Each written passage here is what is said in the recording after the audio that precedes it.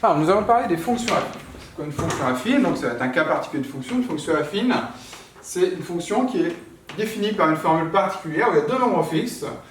Donc, une fonction f est affine s'il existe deux nombres fixes a et b, tels que f de x égale à x plus b. Donc, ces deux nombres-là doivent être fixes. Par exemple, 3x plus 4, on a 3 et on a 4. Dans ce cas-là, on va parler de fonction affine. Donc, ici, le a, comme pour les fonctions linéaires, on va parler de coefficient, on a le coefficient de la fonction affine. Et le b, on va parler de l'ordonnée à l'origine. On va comprendre un peu mieux pourquoi. Ensuite, parce que si on prend un repère, ordonnée à l'origine, sur tant de point de coordonnées, donc 0, 0, si on calcule l'image de 0 par une fonction affine, f de 0, ça va être a fois 0, c'est-à-dire 0, plus b, donc il va rester que b. Donc l'image de 0, ça va toujours être ce nombre-là. Donc l'image de 0, c'est ce nombre-là. Imaginons b, c'est 4. 1, 2, 3, 4. Ici, on va avoir en fait l'ordonnée à l'origine, d'où le nom. B, c'est ce qu'on va appeler l'ordonnée à l'origine. Donc, quelques exemples. f de x égale 2x moins 1. Là, j'ai une fonction affine avec a qui vaut 2 et b qui vaut moins 1.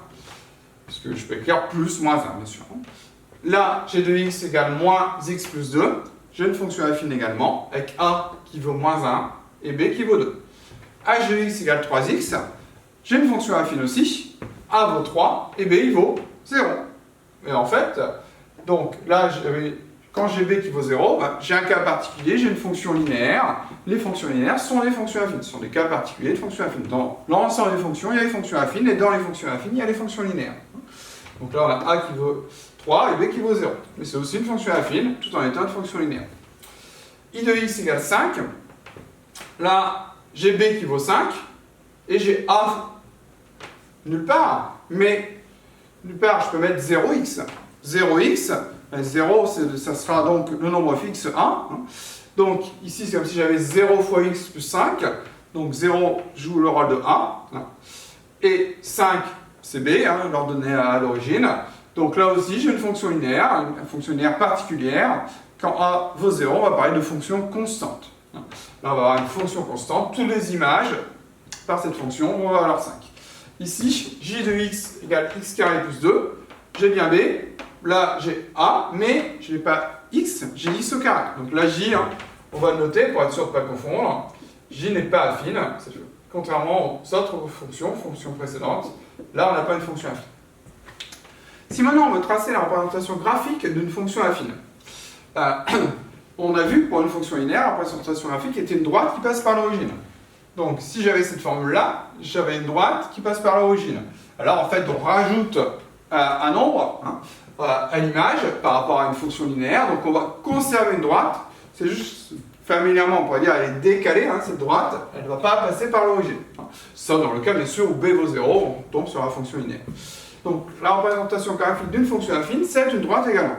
Mais qui, dans le cadre général, ne passe pas par l'origine, sauf quand b vaut 0. Quelques exemples. Si on prend f de x égale 2x moins 1. Donc, comme c'est une droite, il faut 2 points pour définir la fonction. Pour définir la représentation graphique de la fonction. Donc, la première image que l'on va calculer, ça va être l'image de 0. Donc, l'image de 0, 2 fois 0, 0, moins 1. Donc, on voit qu'en fait, on peut directement prendre l'ordonnée à l'origine. Donc, quand on est en 0 ici, on descend l'ordonnée, on va être à moins 1. L'image de 1, l'image de 1, c'est 2 fois 1, 2, moins 1, donc 1.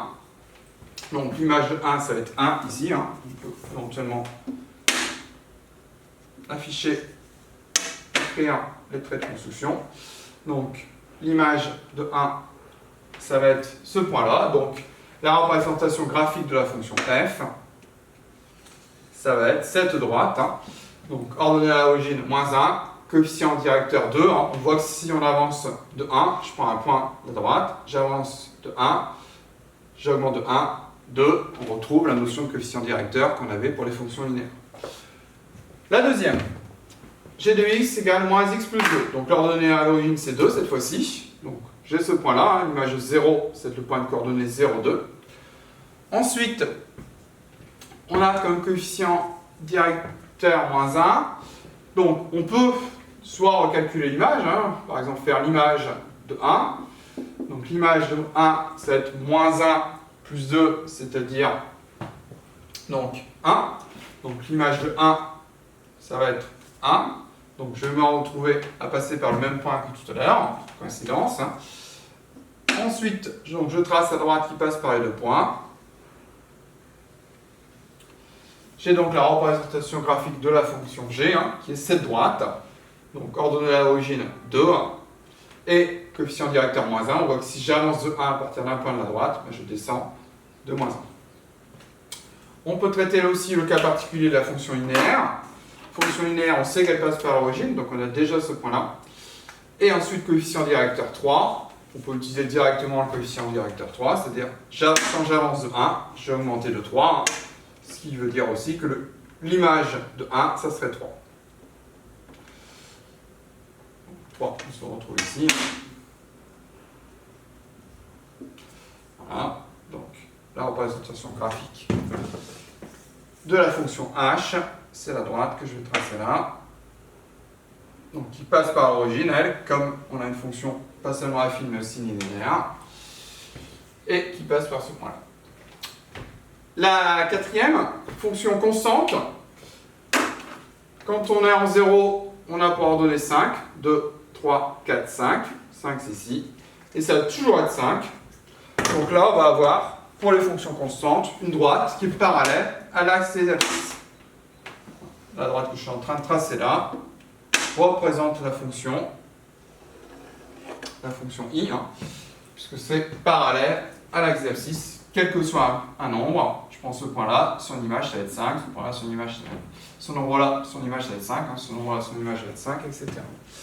Voilà quelques exemples de représentation graphique de fonctions affines. Donc, les représentations graphiques sont des droites qui passent par l'origine uniquement si on a une fonction linéaire, c'est-à-dire si l'ordonnée à l'origine c'est 0. Sinon, ce sont juste les droites qui ne passent pas par un point particulier en dehors du point de coordonnées 0, b, hein, parce que b, donc on l'a vu, c'était l'ordonnée à l'origine.